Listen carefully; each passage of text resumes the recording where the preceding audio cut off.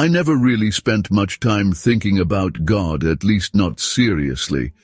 I believed in a higher power, maybe destiny, or just the vastness of the universe. But organized religion, not for me. It always felt like a burden, a bunch of old rules meant to control us and keep us from enjoying life. My parents weren't religious, and neither were my friends, so it wasn't something we talked about much. Whenever someone brought up faith, I'd smile, nod, and change the subject. It's not that I was against the idea, I just wasn't interested. At 20, I felt like the world was full of possibilities. My days were a mix of college classes, endless social media scrolling, hanging out with friends, and chasing whatever felt good at the moment. My plan was simple: finish school, have fun, and worry about everything else later. Thinking about death, eternity, or what might be beyond seemed pointless. Life was too short to spend time worrying about something invisible and unproven. That doesn't mean the thought never crossed my mind, but whenever it did, I pushed it away. In quiet moments, lying in bed at night or staring out the window during a long trip, I sometimes felt a strange emptiness, a hollow spot deep down, like something essential was missing, even though I couldn't figure out what. Maybe it was just stress, or maybe I needed a distraction. So I'd turn up the music, check my phone, text a friend, anything to drown out that nagging, persistent feeling. I wasn't unhappy. I had great friends, good grades, and the freedom to do what I wanted. If someone had asked me if I felt fulfilled, I would have laughed. Who cares about fulfillment? I was young. I was living. That's all that mattered. Then everything changed on a seemingly normal afternoon. It was supposed to be a regular day, bright sunshine, busy streets, and I was walking with my best friend, laughing at some silly joke. We were crossing the street right in the middle of our conversation when suddenly I heard it, a deafening car horn. Screams followed. There was a violent impact, and then everything went black. Just moments before, laughter filled the air as Emily, my best friend, and I stepped onto the crosswalk. It had been one of those carefree afternoons where time didn't matter. We just wandered and talked without a care in the world. Emily had just cracked a ridiculous joke. I don't even remember exactly what it was, but it had me laughing, head thrown back in amusement. Then I heard it again. A blaring horn. And the world seemed to slow down. Emily's eyes widened, her mouth open in a gasp, but I couldn't make out her words over the roaring sound of an approaching truck. More screams, more chaos. There were shouts, screeching tires, and a horrible crunching sound as metal collided with asphalt. Then came the impact. At first, I felt nothing, just a sudden force, like I'd been ripped from the ground. For a brief moment, I was weightless, before something slammed into me. My vision blurred as I was thrown backward, spinning, the sky and buildings merging into a chaotic blur, and then nothing. For a moment, I thought I'd passed out. But then I saw her, Emily. She was on her knees in the middle of the street, yelling my name, her hands clasped around something, my body. I was lying still on the asphalt, limbs bent at unnatural angles, blood spreading beneath my head. My eyes were open, but empty. A wave of confusion washed over me. No! This couldn't be me! I was standing, wasn't I? I tried to take a step forward, but my legs wouldn't move. I tried to scream, but no sound came out. Panic seized me. What was happening? People rushed to the scene, their faces twisted in shock. Someone pulled out a phone, probably to call for help. A man knelt beside my body, pressed his fingers to my neck, and shook his head. I felt nothing, no heartbeat, no breath, no weight. And then I understood. I was dead. Terror overwhelmed me. I tried to run back, to force myself inside my body, to make it move, but I had no control. I was watching, yet I wasn't there. Then something pulled me back. An unseen force, cold, suffocating, ripped me from the scene. The street, the crowd, Emily. They blurred in the distance. I wasn't rising. I wasn't heading towards a bright light. I was being pulled down into something vast, something endless, something dark. I was falling. Not through air, not through space, just falling. There was no wind, no gravity, just a relentless force dragging me deeper into nothingness. The world I knew was gone. No lights, no sounds, only darkness. At first I thought I'd gone blind, but no, this wasn't just the absence of light. This darkness was alive. It wasn't empty. It was aware of me. It surrounded me. It consumed me. Then the voices came. Whispers, faint at first like the wind rustling through dead trees, then louder, overlapping, speaking words I couldn't understand. Some were almost soothing, a cruel imitation of a lullaby. Others hissed and spat, their tones sharp, mocking. And then they said my name, Annabelle. The sound snaked through the emptiness, stretching, twisting, wrong, inhuman. The whispers laughed, a choked, distorted laughter that made my blood run cold. I tried to move, but I didn't have a body, no hands to reach out with, no legs to run. I was just there, adrift in an endless sea of darkness with no surface and no way out. A deep, piercing cold washed over me, not the surface cold of winter on bare skin, but something that crept inside, wrapping around every bit of what I was. It wasn't just a feeling of cold. It was pure emptiness, an abyss determined to swallow me whole. Then I felt it. Something was watching me, not from afar, but right there, inches away. I couldn't see it, but its presence was undeniable, so heavy that every part of me felt ready to collapse in on itself. It wasn't human. It was beyond anything I could understand, and it wanted me. The shadows around me began to stir, at first flickering at the edges of my awareness. Soon, they coalesced into writhing, twisting shapes that shifted like living smoke. They had no faces, yet I knew they were watching, closing in. The murmurs turned to screams, voices not my own, but of countless others. Dozens, even hundreds, cries of agony layered on top of each other. Some sounded desperate, pleading. Others were so broken by suffering that they were nothing but pure, endless despair. I shouldn't have been there. It wasn't right. I fought against the darkness, trying to push it back, but there was nothing to hold on to. I was completely powerless, utterly at the mercy of whatever lurked in that abyss. Then the shadows lunged, a monstrous force surging over me, an ancient presence, wrong, that made my very soul shudder with terror. I couldn't make out its form, only that it was vast, powerful, and hungry. It had waited for me. It had always waited for me. I tried to scream, but no sound came out. I tried to run, but there was nowhere to go as the darkness closed in around me. Then came a single word. Stop. It shattered the abyss. The darkness recoiled, shrinking back like a wounded animal. The whispers died down, and the monstrous presence that had almost swallowed me retreated, as if burned by something far greater. And then, suddenly, there was light. The darkness retreated as a brilliant beam pierced the void. It wasn't just brightness. It was pure power. The shadows flinched, and the voices vanished. For the first time since I had left my body, I felt something other than fear. I was being pulled upwards, though no wind or force was visible. I watched the crushing void that had surrounded me dissolve.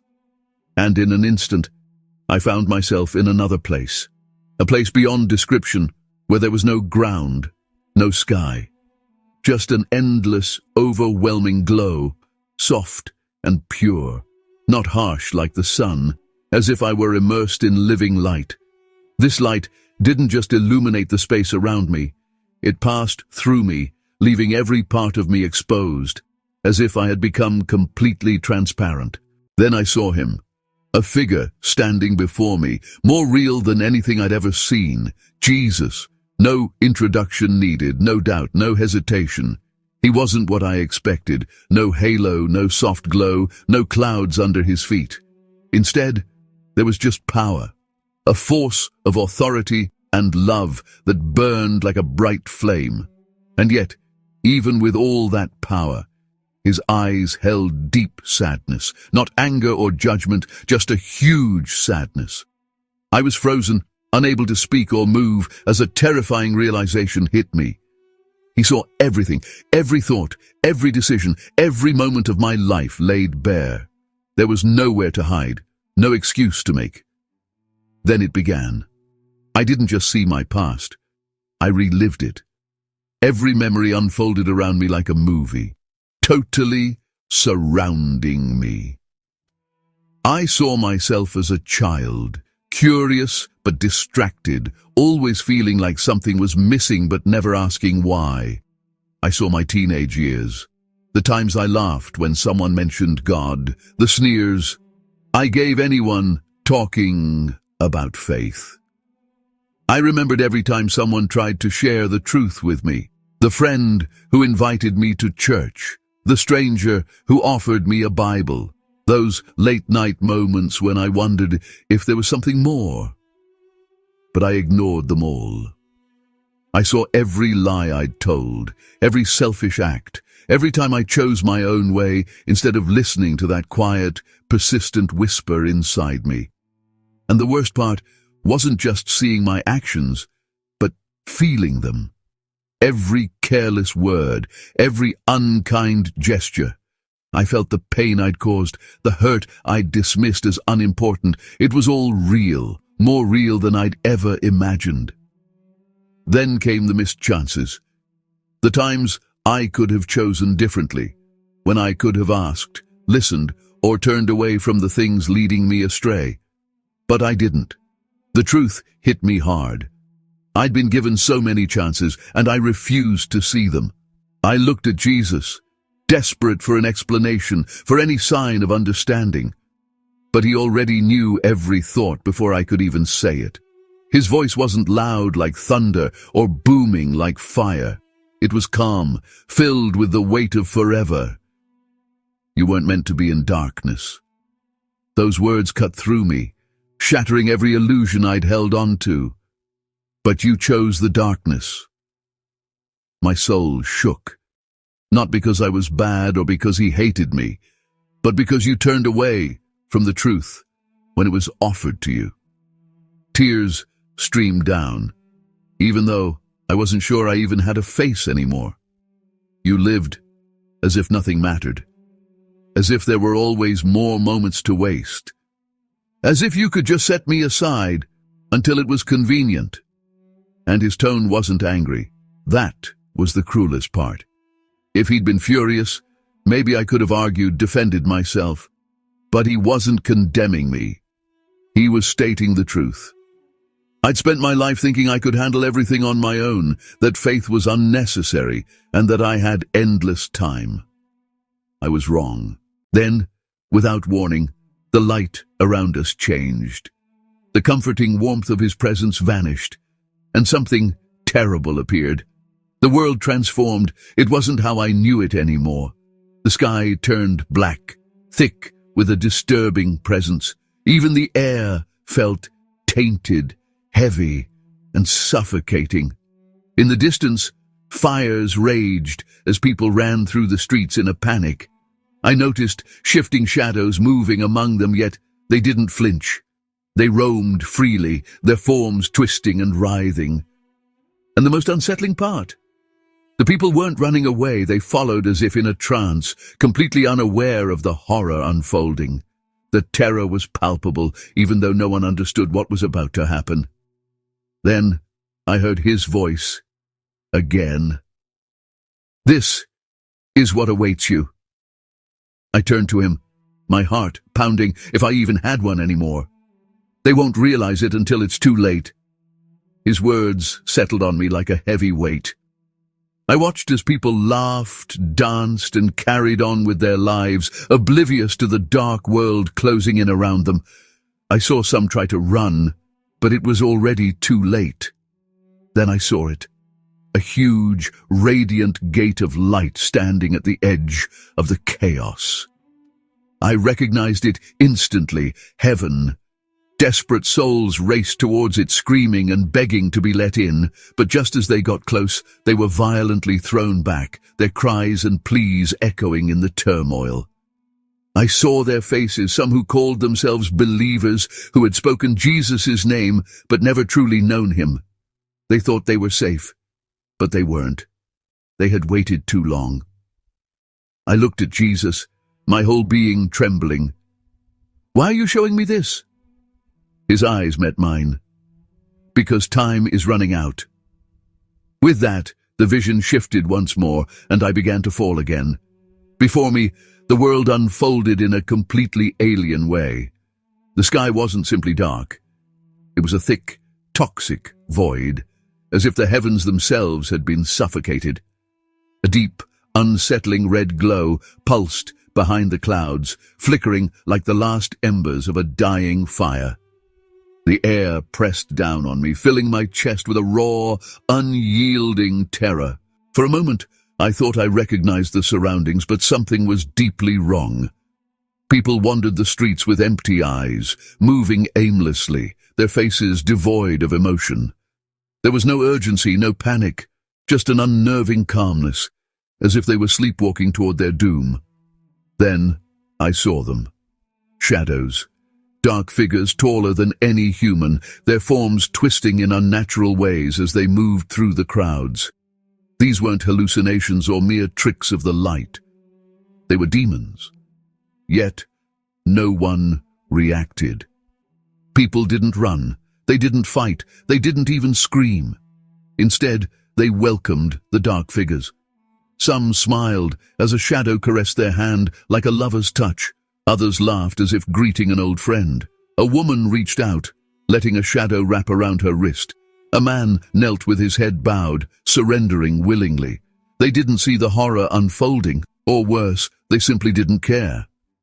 I turned to Jesus, my body shaking with fear. "Why aren't they running?" he asked, his tone heavy with sorrow. "Because they can't see." I watched in horror as people walked further into the darkness, vanishing into the abyss without a second thought. They thought they were safe, but they weren't. Then, in the distance, I saw a gate of light, bright, radiant, and pulsing with life. It wasn't simply a destination, it was the embodiment of peace, a force so powerful and pure that even from afar I yearned for it with every part of my being. The crowds rushed toward it, screaming and pleading. Some reached out with desperate hope, crying out, "Jesus, Lord, please let me in," over and over again. Yet, the gate remained sealed. I watched in horror as an unseen power pulled them back at the last moment, their screams ripping through the air as their faces contorted in utter despair. "I knew you. I believed in you," one man sobbed. But Jesus' voice was firm, filled with a sorrow deeper than anything I had ever known. "They knew my name, but they never truly followed me," he said, and his words shattered me. They weren't people who had never heard the truth. They thought they were saved, sure they were going to heaven, but they'd never really given their hearts to him. They lived like there was always tomorrow to make things right with God, but now time was up. Then something else appeared, a huge book floating in the light, its pages burning with a golden fire. I knew right away what it was. Even before Jesus spoke, it was clear, the Book of Life, with names etched in flickering flames. As the pages turned by themselves, I noticed something terrifying. Some names were missing, vanished, like they were never there. "These are the ones who once followed me, but then walked away," Jesus said.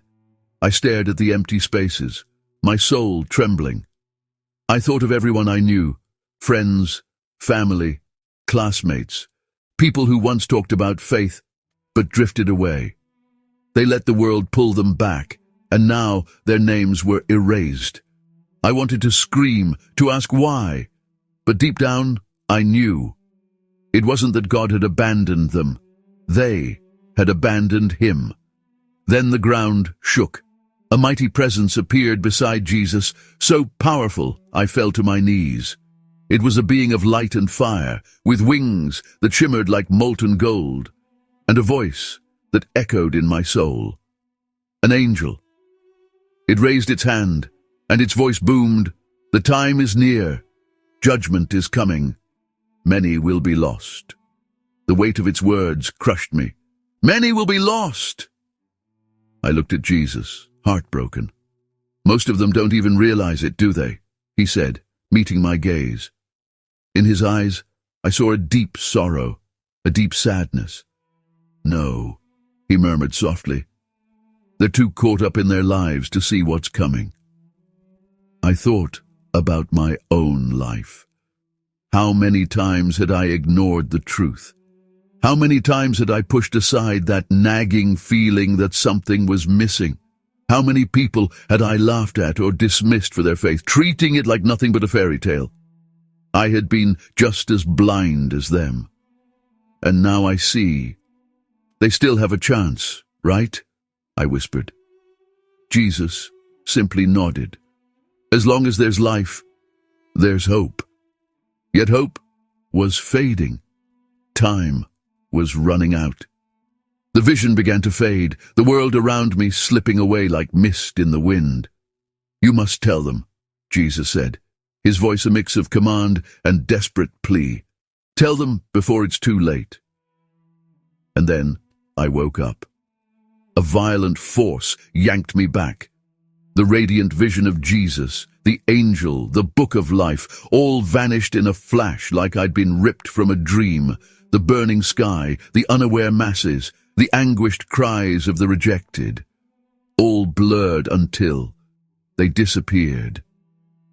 I felt myself falling faster and faster until I gasped, my chest heaving, desperately sucking in air like I'd been drowning.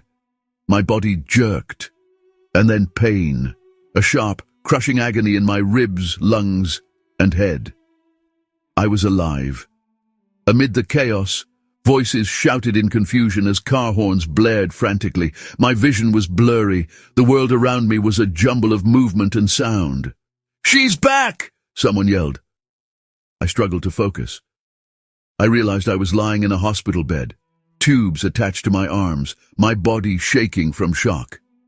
Tears streamed down my mother's face as she gripped my hand, whispering, "Oh my God! Oh my God!" My father stood nearby, pale and shaken, like he'd seen a ghost. Doctors crowded around me, their expressions a mix of relief and disbelief, one of them repeatedly checking the monitor and shaking his head. I had been gone for 3 whole minutes. 3 minutes that had stretched on like an eternity. I realized I wasn't the same person who had stepped onto that crosswalk anymore. Something deep inside me had changed forever. I really wanted to talk, to tell everyone what I had seen. But how could I? How do you explain heaven, hell, and judgment to a world that doesn't want to believe? How do you describe a darkness that moves and breathes? How do you explain the heavy feeling of Jesus' gaze, the knowledge that your whole life was laid bare before him? I opened my mouth, but the words just wouldn't come out. I saw everything. I tried to speak, but my voice broke under the weight of what I had seen. I couldn't get the truth out. In the days that followed, I kept trying, even though at first my parents thought I was just confused, disoriented from the trauma. The doctors dismissed my visions as brain damage, hallucinations of a dying brain. But I knew what I experienced wasn't a dream or a trick. I had been there, and I came back with a warning. That's when the strange things started. At night, I would wake up unable to move, my mind awake, but my body frozen. I felt a presence in the room, something watching me. Shadows moved in the corners and whispers hissed in the air. At first, I thought it was all in my head. But one night, A heavy, unseen force pressed down on my chest. It felt like something was trying to silence me. I couldn't breathe. I couldn't scream. Panic set in as the darkness wrapped around me like a living thing. Then, from deep inside, I managed to whisper one word: Jesus.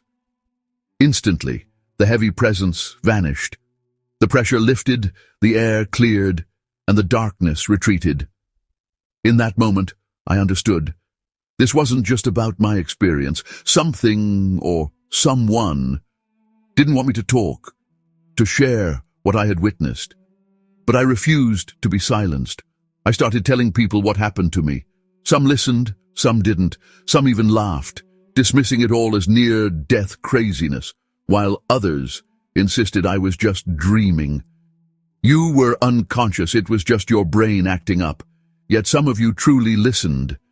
They approached me quietly, their voices trembling with fear, asking, "What did you see? What do I need to do?" I could see it in their eyes. They felt it, even if they tried to hide behind logic and doubt. Something inside them knew I was telling the truth. That's when I realized my mission wasn't to win arguments or shut down debates, but to warn, to speak, no matter the cost. I had seen what was coming, and most people wouldn't get a second chance. If you're reading this now, please don't ignore it. This isn't just another story or online testimony to scroll past and forget. I was given a glimpse of eternity, shown what awaits us. Today, the world is distracted by social media, money, success, and fleeting pleasures. But time is running out. When the door finally closes, it will be too late. Jesus isn't just a historical figure. He is real. And so are hell and judgment. People often assume they have forever. They think, I'll get right with God later. I'll worry about eternity when I'm older. But trust me, later isn't promised. When I stood before him, there were no excuses, no second chances. The only thing that mattered was whether I truly knew him. I was given a second chance, but most people won't be. So, I ask you, will you ignore this warning like I once did? Or will you wake up before it's too late?